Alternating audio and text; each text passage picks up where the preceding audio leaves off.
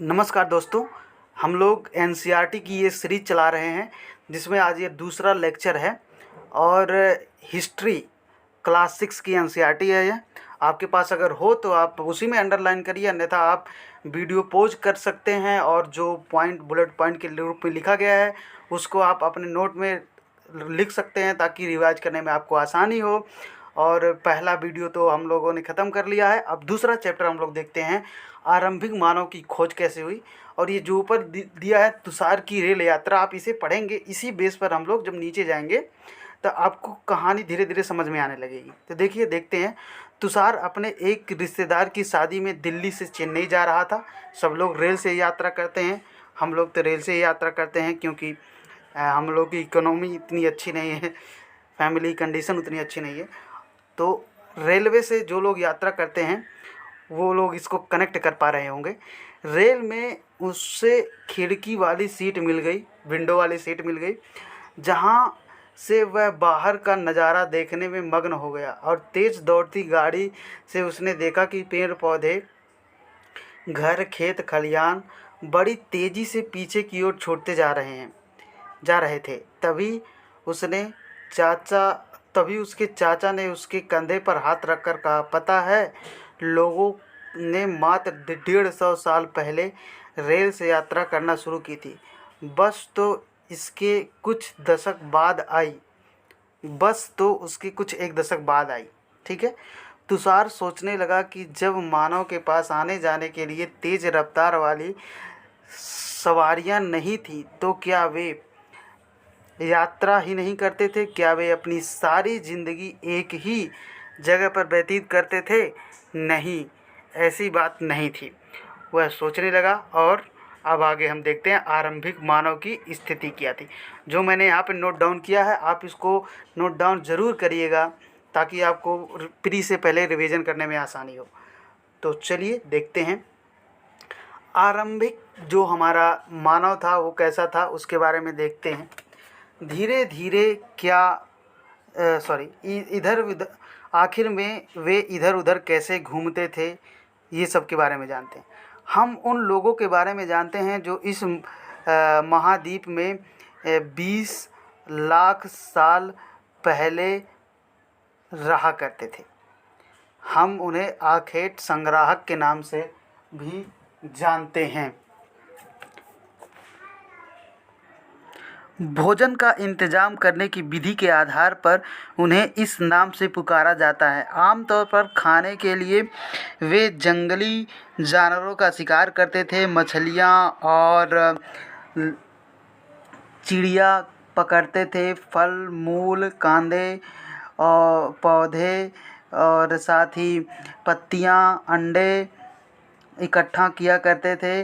और हमारे उपमहाद्वीप जैसे देशों में बड़े पेड़ पौधे की अनगिनत प्रजातियां मिलती हैं, इसलिए पेड़ पौधे से निकलने वाले खाद्य पदार्थ भोजन के अत्यंत महत्वपूर्ण स्रोत हैं। लेकिन यह सब कर पाना मुश्किल बिल्कुल आसान नहीं था। ऐसे कई जानवर हैं जो हमसे ज़्यादा तेज़ भाग सकते थे और बहुत से जानवर हमसे ज़्यादा ताकतवर भी हैं। जानवरों के शिकार, चिड़िया या मछली पकड़ने के लिए बड़ा तर्क जागरूक और तेज होना पड़ता है। पेड़ पौधे से खाना जुटाने के लिए यह जानना ज़रूरी होता है कि कौन से पेड़ पौधे खाने योग्य होते हैं, क्योंकि कई तरह के पेड़ पौधे विषैले भी होते हैं। और साथ ही फसलों के पकने के लिए भी जानकारी होना बहुत ज़्यादा ज़रूरी है। तो ये मैंने जो बुलेट पॉइंट में लिखा है आप इसको देखिए इसमें लिखा गया है, भोजन की तलाश में लोग एक स्थान से दूसरे स्थान पर जाते थे। जंगली जानवरों के शिकार करते करते दूर चले जाते थे। कंदमूल और मछलियाँ पकड़ना, ये सब पानी की तलाश में लोग एक स्थान से दूसरे स्थान पर जाते थे। बेहतर पत्थर की तलाश में, क्योंकि बेहतर पत्थर की तलाश में लोग एक स्थान से दूसरे स्थान से जाते थे, क्योंकि आपको पता है कि बेहतर पत्थरों से ही आप उससे उचित औजार बनाते थे जिससे शिकार किया जा सके।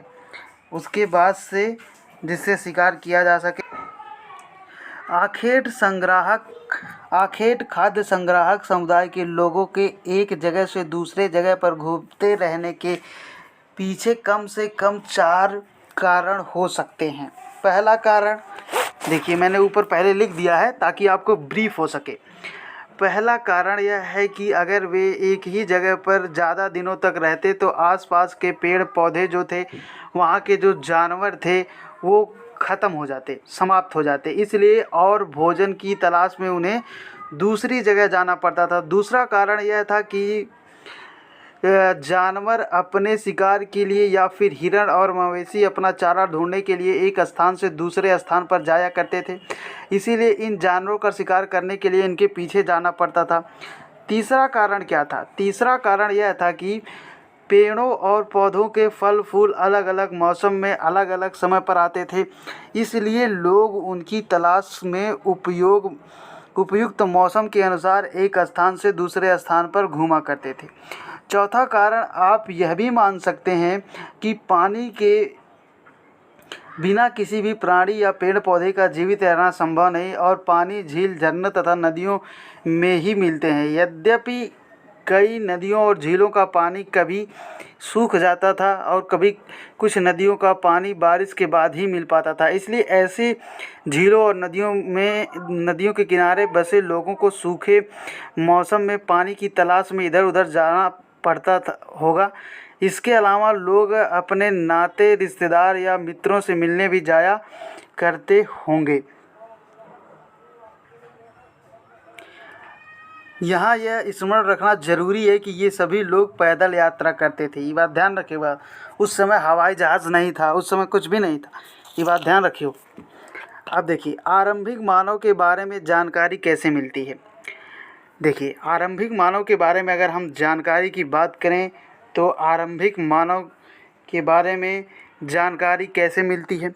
पुरातत्व को कुछ ऐसी वस्तुएं मिली हैं जिसका निर्माण उपयोग आखेट खाद्य संग्राहक किया करते थे। यह संभव है कि लोगों ने अपने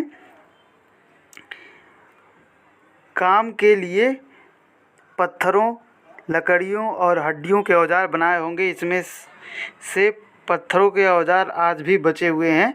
ये देखिए, मैंने इसीलिए इसे बुलेट पॉइंट में यहाँ पे लिख दिया। औजारों से, सजावट से, झोपड़ियों से, वस्त्र सिलने की तकनीक से और सुई की बनावट आदि से यह जानकारी मिलती है कि यह सब जो किया है मानव के द्वारा ही किया गया होगा। अब इस तरह से देखिए, कोई इस तरह से आपको पत्थर मान लीजिए मिल गया। अब आप इसे छोटा करके इस तरह से नुकीला बना सकते हैं, फिर इसे कुछ इस तरह से बना सकते हैं, इस तरह से अत्यंत छोटा बना सकते हैं। जहाँ जहाँ जिस तरह के कांटे का प्रयोग करना हो आप आखेट के लिए कर सकते हैं, इसीलिए इसमें दिखाया गया है। अब हम आगे बढ़ते हैं, तो आइए देखते हैं आगे क्या लिखा है। यहाँ पत्थरों के औजार के कुछ उपयोग बताए गए हैं और आप उसको देखिएगा। हम यहाँ से पढ़ते हैं। इसमें कुछ औजार का उपयोग फल काटने और हड्डियाँ और मांस काटने तथा पेड़ों की छाल और जानवर की खाल को उतारने के लिए किया गया था। और कुछ ऐसे कुछ के साथ हड्डियाँ या लकड़ियों के मुट्ठे लगाकर भाले और बाण जैसे हथियार बनाए गए थे। कुछ औजारों से लकड़ियाँ काटी जाती थी। लकड़ियों का उपयोग ईंधन के रूप में, झोपड़ी औजार बनाने के रूप में किया जाता था, जिसे मैंने अंडरलाइन किया है। मैंने पहले वीडियो में बताया है, उसे आप अपनी कॉपी में नोट कर सकते हैं। अगर आपके पास ये बुक है तो आप बुक में इसी तरह से अंडरलाइन कर सकते हैं, ताकि बाद में आप जब रिवीजन करें तो आपको कम टाइम लगे। तकनीकी का प्रयास था और ज्ञान का भी लोगों के पास थोड़ा बहुत नॉलेज हो गया था। तो इस तरह से आप देख सकते हैं। अब देखिए, यहाँ पे अगर हम देखें तो पत्थरों के औजार का उपयोग बाएं इंसान के खाने योग्य जड़ों को खोदने के लिए किया जाता था। दाएं औजार की खाल के बने वस्त्रों को सिलने के लिए किया जाता था, कि इसमें दिखाया गया है, आप खुद भी देख के जान सकते हैं। चलिए आगे बढ़ते हैं। अब देखिए इसको कुछ मैं थोड़ा सा आपको समझा देता हूँ 2 मिनट के लिए। देखिए जो भीमटेक की गुफ़ा है, भीमबेटका की जो गुफ़ा है वह मध्य प्रदेश के रायसेन जिले में है। पूरा पाषाण काल, मध्य पाषाण काल दोनों ही स्थल यहाँ से संबंधित है। आपको पता ही होगा, आप लोगों ने पहले भी पढ़ा होगा। ये सब 6 की एनसीईआरटी है तो थोड़ा बहुत तो आप लोगों को याद ही होगा। हिस्ट्री ऑप्शनल वाले जो हैं इस बात को ध्यान में रखेंगे कि इसमें जो लोकेशन दिया है उसको आप बहुत ही अच्छे थे आप इसको पढ़िएगा, क्योंकि ऑप्शनल तो मेरा है नहीं तो मैं इसमें ज़्यादा बेटर ढंग से आपको बता नहीं पाऊँगा। और ये कुछ पॉइंट मैंने नोट किए हैं, मैं आपको बताता हूँ। यहाँ के लोग जो थे बिदानड़ी बनाने के में निपुण थे। यहाँ के लोग जो थे वो चित्र बनाने में निपुण थे, गुफा बनाने में निपुण थे और विविधतापूर्ण चित्रों की प्रधानता यहाँ पे मिलती है भीमबेटका में। आपको क्या है, सबको याद है कि भीमबेटका में काफ़ी अच्छे अच्छे चित्र बनाए जाते थे। देखिए इसका लोकेशन भीमबेटका का कहाँ है, आपको जहाँ पता होगा कि मध्य प्रदेश में है भीमबेटका, तो यहाँ पे भीमबेटका है, आप देख सकते हैं। उसके बगल में आप अगर देखेंगे तो यहाँ पे आपको जो गंगा यमुना का क्षेत्र भी दिखाई देगा, तो वहाँ पे चावल के साक्ष्य मिले हैं, नवपाषाण कालीन के कुछ स्थल मिले हैं और जुलाई 2003 में यूनेस्को के विश्व विरासत स्थल घोषित किया गया था इसे। इस बात को आप ध्यान में रख सकते हैं। यहाँ पे आप देखिए कुरनूल है, कुरनूल गुफा, यहाँ से राख के जो साक्ष्य मिले हैं आप इसको याद रख सकते हैं। आगे बढ़ते हैं। कुरनूल की गुफा यहाँ पे है, देखिए मैंने फिर से थोड़ा सा पॉइंट आउट कर दिया है आप। हाँ, तो कुरनूल को आप वीडियो को पॉज करके देख लीजिएगा। आगे बढ़ते हैं। चूँकि पत्थर के ऊपर बहुत महत्वपूर्ण होते थे, इसलिए बहुत ऐसी जगह ढूंढते रहते थे जहाँ अच्छे पत्थर मिल सकें। जहाँ लोग पत्थरों के औजार बनाते थे उन स्थलों को उद्योग स्थल कहते थे। अब ये बात तो आप लोगों को ध्यान में रखनी ही रखनी है, क्योंकि ऐसे पूछ लेगा उद्यान स्थल तो आपको बताना है कि ऐसा स्थान जहाँ पर लोग पत्थरों के औजार बनाते थे उन स्थलों को उद्यान स्थल कहा जाता था। तो आगे बढ़ते हैं।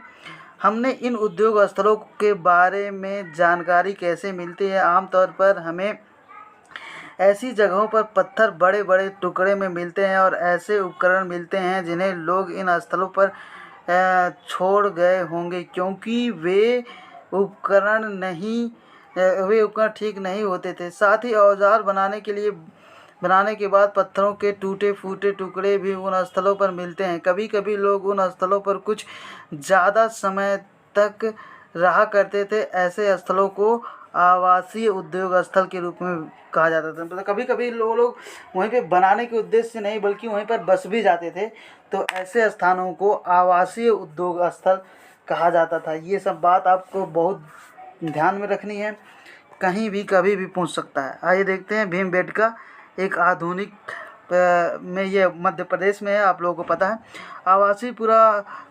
आवासीय पुरास्थल उन्हें कहते हैं जहां लोग रहा करते थे, मैंने पहले आपको बता दिया है। अब देखिए यहाँ पे कुछ मैंने नोट डाउन किया है। जंगली खतरनाक जानवरों से सुरक्षा हेतु ठंड से बचने के लिए ये लोग इस तरह के गुफा जो थे उसमें रहते थे, ताकि जानवरों से भी बच सकें और हम लोग थोड़ा सा आज़ाद भी हो सकें। अब देखिए यहाँ पे थोड़ा सा ये दिया है, आप ये पुरास्थल क्या है इसके बारे में पढ़ते हैं थोड़ा सा। तो पुरास्थल क्या है इसके बारे में देखिए। पुरास्थल उस स्थान को कहते हैं जहाँ औजार, बर्तन और इमारत जैसी वस्तुओं के अवशेष मिलते हैं। ठीक है, पूरा पाषाण औजार निर्माण पे देखते हैं। पाषाण उपकरणों को प्रायः 2 तरीक़ों से बनाया गया था। नंबर 1, पत्थर से पत्थर को काटकर और आग की खोज करके। देखिए पत्थर से पत्थर को काटना यानी कि एक पत्थर दूसरे पत्थर में आपस में, ऐसे मान लीजिए 2 पत्थर हैं देखिए यहाँ पे, और आपस में टकराते थे और उससे नया पत्थर बना लेते थे। और देखिए यहाँ पे देखिए आग की खोज। आग की खोज कहाँ हुई थी, इसको हम लोग देखते हैं।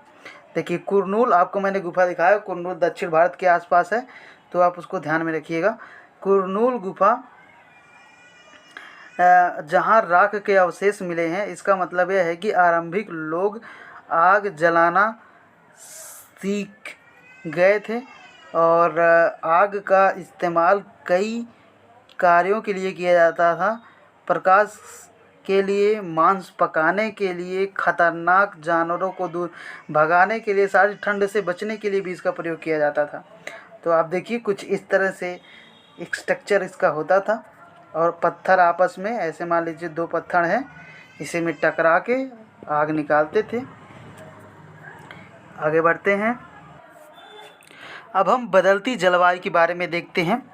लगभग 12,000 साल पहले दुनिया की जलवायु में बड़े बदलाव आए और गर्मी बढ़ने लगी। इसके परिणाम स्वरूप कई क्षेत्रों में घास वाले मैदान बनने लगे और इससे हिरण, बारहसिंगा, भेड़, बकरी और गाय जैसे उन जानवरों की संख्या बढ़ी जो घास खाकर जिंदा रह सकते थे।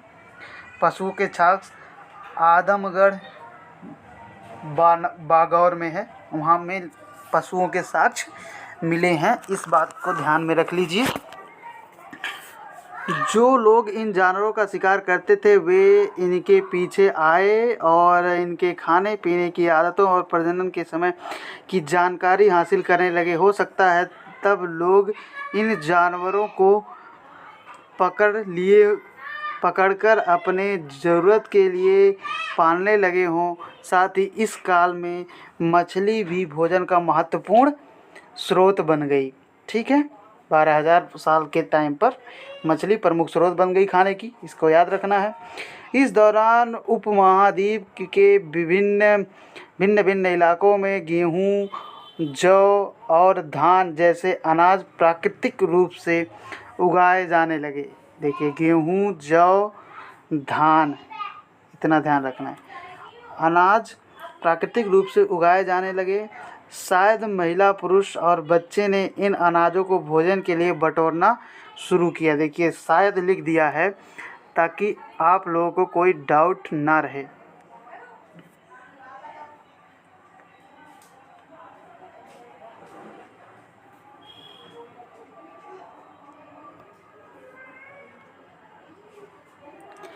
क्योंकि यूपीएससी कभी कभी एक्सट्रीम लेवल की कर देती है कि इन्होंने ही किया है, तो ही किया है जब आ जाएगा तो इसका मतलब हो गया एक्सट्रीम है। ये एक्सट्रीम सिचुएशन यूपीएससी सही नहीं करता है। इस बार का प्री तो काफ़ी अलग ही था, इसका तो कोई एनालिसिस करना भी, अब क्या कहें, अधिकार मिल गया है तो कुछ भी कर सकते हैं वो लोग।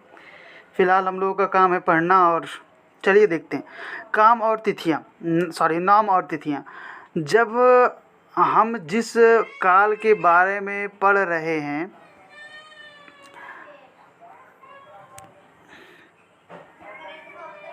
थोड़ा सा मोबाइल से कर रहा हूँ इसलिए इस तरह का थोड़ा डिस्टरबेंस हो रहा है। देखिए हम जिस काल के बारे में पढ़ रहे हैं, पुरातत्वविदों ने उसके बड़े बड़े नाम रखे हैं। आरंभिक काल को वे पुरापाषाण काल कहते हैं।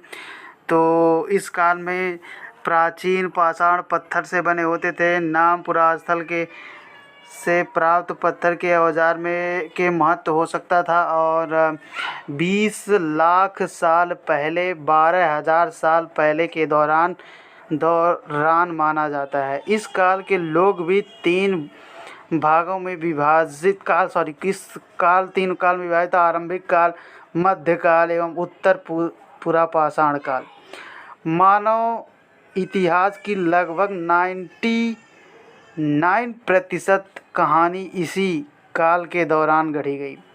जिस काल में हमें पर्यावरणीय बदलाव मिलते हैं उसमें मेसोलिथ यानी मध्य पाषाण युग कहते हैं। इसका लगभग समय 12,000 साल पहले से लेकर 10,000 साल तक माना जाता है। इस काल में पाषाण औजार आम तौर पर बहुत छोटे माइक्रोलिथ लघु पाषाण कहा जाता है इनको। इन औजारों में हड्डियों या लकड़ियों के मुट्ठे लगे हंसिया और आरी के औजार मिलते हैं। साथ साथ पूरा पाषाण काल वाले औजार भी इस दौरान बनाए गए थे। ये देखिए, अगले युग की शुरुआत लगभग 10,000 साल पहले होती है। इसे नवपाषाण काल के नाम से जाना जाता है। और अगले नवपाषाण काल का क्या मतलब है? नवपाषाण काल का क्या मतलब है? हमें कुछ स्थानों के नाम दिए गए हैं। अध्ययनों में तुम्हें ऐसे अनेक नाम लिखने होंगे, ये सब आप देखिएगा। देखिए, क्या वह था कि पशुपालन मध्य पाषाण काल की में ही आरंभ हुआ। ये पशुपालन जो था मध्य पाषाण काल में। हाँ, तो इसमें जो याद रखने वाली पॉइंट है, बदलती जलवायु में इसमें कुछ याद रखने लायक जो पॉइंट हैं वो ये हैं। बदलती जलवायु, घास के मैदान, हिरण, भेड़, बकरी की संख्या बढ़ी थी। इस बात को आप अपने जहन में बैठा लीजिए। ठीक है, आगे बढ़ते हैं। अब हम शैल चित्र के बारे में देखते हैं। जिन गुफाओं में लोग रहते थे उनमें कुछ की दीवारों पर चित्र मिले हैं। इसमें कुछ सुंदर उदाहरण मध्य प्रदेश और दक्षिण उत्तर प्रदेश की गुफाओं से मिले चित्र हैं। और इसमें जंगली जानवरों की बड़ी कुशलता से सजीव चित्रण किया गया है। कौन क्या करता था, ये बात कभी कभी यहाँ से पूछता है कि कौन क्या करता था। तो देखिए, हमने पढ़ा है कि आरंभिक लोग शिकार तथा फल फूल का संग्रह किया करते थे। वे पत्थरों के औजार गुफाओं के में चित्र बनाते थे। क्या हमें कोई ऐसे साक्ष्य मिलते हैं जिनसे पता लगे कि महिलाएं शिकार करती थीं या पुरुष औजार बनाते थे, फिर महिलाएं चित्रकारी करती थी, पुरुष फल फूल इकट्ठा करते थे? वास्तव में हमें इनका ज्ञान नहीं है। लेकिन दो बातें हो सकती हैं, महिला और पुरुष दोनों ने मिलकर कई काम एक साथ किए होंगे। यह भी संभव है कि कुछ तरह के काम केवल महिलाएं ही करती हों और कुछ तरह के काम केवल पुरुष ही करते हों। जैसा कि आज ये देखिए, शुतुरमुर्ग के बारे में दिया है। भारत में पुरापाषाण के दौरान शुतुरमुर्ग थे, इसका साक्ष्य मिला है। और महाराष्ट्र के पटने पुरास्थल से शुतुरमुर्ग के अंडे के अवशेष मिले। महाराष्ट्र के पटने, इसको आप याद रख लीजिएगा। महाराष्ट्र के पटने पुरास्थल में शुतुरमुर्ग के साक्ष्य मिले हैं। यूपीएससी कभी कुछ भी पूछ सकती है, यू नेवर नो। इनमें कुछ छिलकों पर चित्रांकन भी मिलता है। इन अंडों से मनके भी बनाए जाते हैं और इन मनकों का प्रयोग किस लिए किया जा गया होगा आप जानते ही होंगे। तो यहीं पर दूसरा पार्ट भी ख़त्म होता है।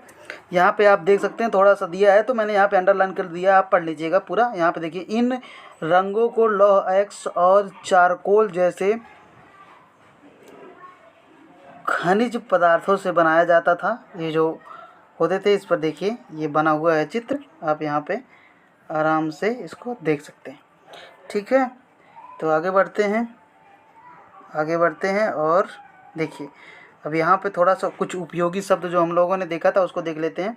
देखिए, आखेटक, खाद्य संग्राहक, पुरास्थल, उद्योग जो था स्थल। उद्योग स्थल क्या था, मैंने आपको बताया। जहाँ पे उद्योग स्थल वह था जहाँ पे उद्योग के लिए जाते थे, जहाँ पे हथियार बनाते थे। और जो एक था आवासीय स्थल, वहाँ पे उद्योग हथियार बनाते थे, साथ में रहते भी थे। ये बात आपको ध्यान में रख लेनी है अपने जहन में। ठीक है, अब ये भी लेक्चर ख़त्म हो गया। अब आप इसको अपने बुक में देखिएगा। उसके बाद से तीसरा लेक्चर कल आएगा, ये भोजन संग्रह और भोजन संग्रह के उत्पादन तक, संग्रह से उत्पादन तक, इसको कल आएगा। तो आप इसको देखिए और अपने बुक में या फिर ऐसे अंडरलाइन कर सकते हैं, या आप एक शॉर्ट नोट भी बना सकते हैं ताकि रिवीजन करने में आपको आसानी हो। मैं उम्मीद करता हूं कि आपको यह दूसरा लेक्चर समझ में आया होगा। अगर आपकी कोई भी क्यूरी है कि यहाँ पे समझ में नहीं आ रहा है या फिर आपको कोई डाउट है तो आप कमेंट में बताइएगा, फिर हम उसका